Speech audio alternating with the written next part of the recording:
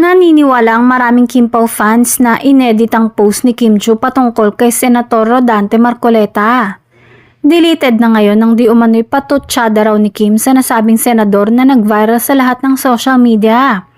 Pero hindi ito kinagat ng mga solid na naniniwalang ginamit na naman ang kanilang lodi para pasamain sa maraming tao.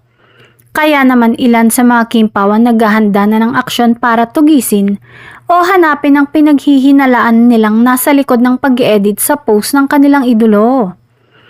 Ilan sa mga gagawing hakbang ng Kim Pao ay ang i-verify sa mga IT expert at NBI para hanapin ang sinumang dumoktor sa mensahe. We are now coordinating with the top IT experts and NBI to identify sino yung nag-edit ng post ni Kim about Senator Marcoleta. Sorry na lang sa lahat ng masasagasaan because kung need nyo managot, pasensyahan tayo. Would it be bashers, artists, fandoms, iisa-isahin lahat ng bashers.